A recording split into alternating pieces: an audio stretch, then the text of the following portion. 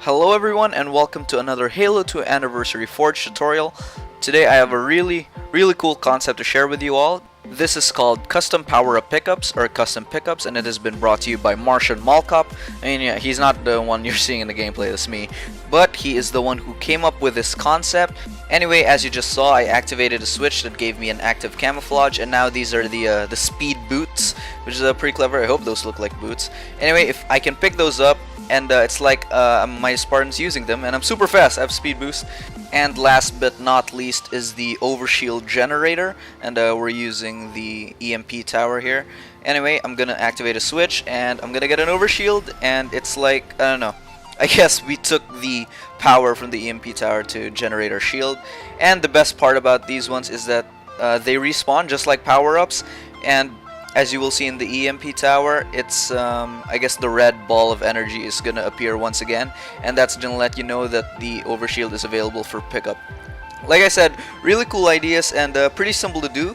Anyway, let's get started with the actual tutorial. Just do as I do, and surely you won't have any problems when you try to implement these in your map.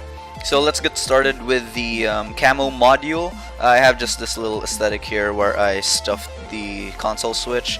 Anyway, you will only need a switch on, a console switch, of course the camo as a power-up, and a timer off. So let's get started. For the camo power-up, make sure its spawn time is set to never. Go to advanced and set its place at start to false. After that, you go to scripting, spawn channel to 1, candy spawn to true, and timer/user data to 0. Anyway, moving forward, we have a switch on. You'll want to go to its scripting and make it spawn channel -1, candy spawn to false, power channel to -1, and broadcast channel to 1, and timer/user data to 0. And then there's the console switch. Once again, go to its scripting, go to spawn channel, set it to -1, candy spawn to false, power channel to -1, broadcast channel to 1, and timer/user data to 0. And lastly, we have the timer off. This is the scripting tool that will be controlling the spawn time of your power-up. Go to spawn channel, set it to -1, candy spawn to false, power channel and broadcast channel to 1, and then the timer/user data will be what, it's going to control the spawn time of the power-up. I have it set to 30 seconds, but you can set it to 120 if you want your power-up to be spawning every other 2 minutes. Anyway, let's move on to the speed boots. This is my favorite one. Anyway, it only has like 4 of these scripting tools, and they're all pretty simple, just like I said, do as I do. Anyway, let's start with the column. Set its spawn channel to 2, candy spawn to true, and timer/user data to 0. Now these will be the pieces that will be despawning, so make sure you have the same settings for all of them, and that includes the little green light that comes with the speed boots that just helps it pop up more. And anyway, here it is. And make sure its spawn channel is set to 2, candy spawn to true, and timer user data to 0, and leave the rest to -1. Anyway, we have a switch on here and the speed boost power up. Anyway, let's start with the switch on. Make sure its spawn channel is set to -1, candy spawn to false, power channel to -1, broadcast channel to 2, and timer/user data to 0. Moving forward with the speed boost power up, make sure its spawn channel is set to 3, candy spawn to true, and timer/user data to 0. Go to advanced, make sure its place at start is set to false, and spawn time to never. Now let's move on to these 4 scripting tools.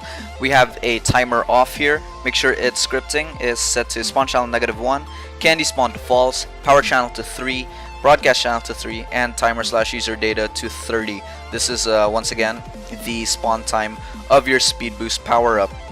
Up next, we have a timer toggle. Set its spawn channel to -1, candy spawn to false, power channel to 3, broadcast channel to 2, and the timer user data to 30. So you'll have to make sure that this timer toggle and the timer off both have the same timer/user data. That'll be the spawn time of your speed boots. Up next is a timer off once. Make sure its spawn channel is set to -1, candy spawn to false, power channel to 3, and broadcast channel to 2. And lastly, we have a timer on once here. Make sure its spawn channel is set to -1, candy spawn is set to false, power channel to -1, broadcast channel to 2, and then just leave its timer and user data. And that is pretty much it for the speed boots. I love that name. Really clever. Anyway, let's move on to the very last one, and this is the overshield generator.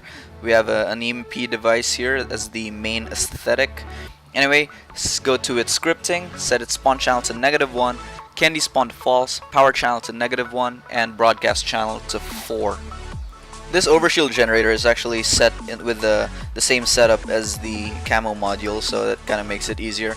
Anyway, we have a switch on here, broadcast channel to 4, spawn channel to -1, candy spawn to false, power channel to -1, and then just leave its timer and user data. Up next we have the timer off. This is once again what will be controlling the spawn time.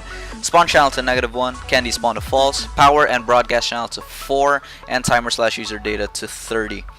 And lastly we have the overshield power-up itself. Set its spawn time to never, go to advanced settings and make sure its place of start set to false.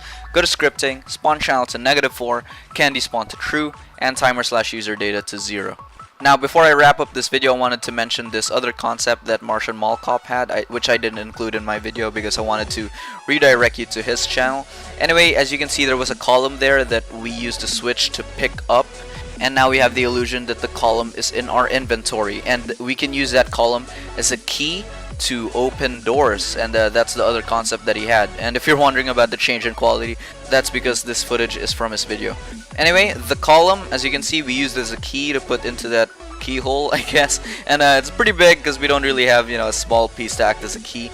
Anyway, that will allow us to use the switch to unlock the door, and this is a really cool concept that I think can work really well for linear flood maps and puzzle maps if executed correctly. Anyway, if you're interested in learning more about that concept, I'll link Martian Mall Cop's channel and his video in the description. Go subscribe to him because he has a lot of cool concepts with scripting. Anyway, now I'm just setting back everything and where they used to be. Make sure the switch and the actual power-up are near each other. That way when you activate the switch, you'll be right near the power-up and you'll be picking it up in the process. Anyway, that is pretty much it for this Forge tutorial. I hope you guys enjoyed the video. If you did, leave a like, a comment, or subscribe, and I will see you guys next time. Goodbye.